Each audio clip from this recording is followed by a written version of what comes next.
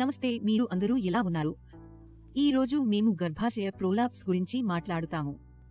ఇది మీ పొట్ట యొక్క కింద భాగం బలహీనత కారణంగా గర్భాశయం లేదా గర్భాశయం మీ యోనికి దిగువకు వస్తుంది. ఈ పరిస్థితి మరింత తీవ్రంగా ఉంటే ఈ గర్భాశయం యోనిలో నుంచి బయటకు వస్తుంది. ఈ పరిస్థితి 40 నుండి 75 సంవత్సరాల మధ్య వయస్సు గల మహిళల్లో కనిపించింది. గర్భాశయ కింద భాగానికి కొన్ని కారణాలు ఉండవచ్చు. ఉదాహరణకు, మీరు పెద్దవారు అయితే మరియు ప్రసవ సమయంలో ఎక్కువ సమస్యలు ఉంటే, మీ పిల్లవాడి శరీరం ప్రసవ సమయంలో పెద్దగా ఉంటే, మీరు కండరాల సమస్యలు ఉంటే, మీరు 2 లేదా అంతకంటే ఎక్కువ పిల్లలను జన్మనిచ్చినట్లయితే. పిల్ల పుట్టిన తర్వాత మీ గర్భాశయం కొంచెం దిగుతుంది. ఇది చాలా సాధారణం.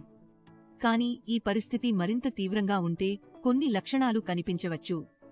ఉదాహరణకు, కడుపు దిగువ భాగంలో భారంగా లేదా ఒత్తిడిగా అనిపించడం, వెన్ను దిగువ భాగంలో నొప్పి ఉండటం, ఎక్కువ మలబద్ధకం లేదా మలబద్ధకం ఉండటం, మూత్ర విసర్జన సమయంలో నొప్పి ఉండటం లేదా మళ్లీ మూత్ర విసర్జన చేయాలనిపించడం కానీ మూత్ర విసర్జన చేయకపోవడం. ఈ లక్షణాలు కనిపిస్తే వెంటనే గైనకాలజిస్ట్ వద్దకు వెళ్లడం ముఖ్యం. గర్భాశయపు దిగువ భాగం పరిస్థితి గురించి వినడం కొంచెం భయంకరంగా అనిపించవచ్చు. కానీ మనకు ఆందోళన అవసరం లేదు. మనం డాక్టర్ను కలుసుకుని చికిత్స పొందాలి. చికిత్స ఈ విధంగా చేయబడుతుంది. మీకు కండరాల సమస్యలు ఉంటే పోషకాహార ఆహారం తినండి, వ్యాయామం చేయండి మరియు ఎక్కువ నీరు తాగండి. కొన్ని సందర్భాల్లో శస్త్రచికిత్స తర్వాత గర్భాశయం తొలగించబడుతుంది. లేదా డాక్టర్లు మీ యోనిలో ఒక చిన్న వస్తువు ఉంచుతారు. దీనిని పెసరి అంటారు. ఇది ఒక రౌండ్ రబ్బరు వంటి వస్తువు. ఇది గర్భాశయం దిగడానికి అడ్డుకుంటుంది. పొట్ట కింద కండరాలను బలంగా ఉంచడానికి మీరు వ్యాయామం చేయవచ్చు. ఈ వ్యాయామాలు డాక్టర్ ద్వారా చేయవచ్చు. చికిత్స తర్వాత డాక్టర్ ప్రతి 3 నుండి 6 నెలలకు మీరు చెకప్ కోసం పిలుస్తారు.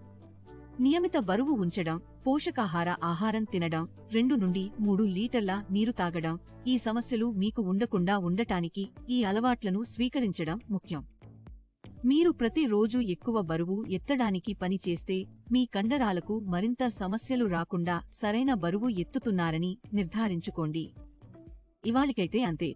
తరువాతి వీడియోలో కలుద్దాం. ధన్యవాదాలు.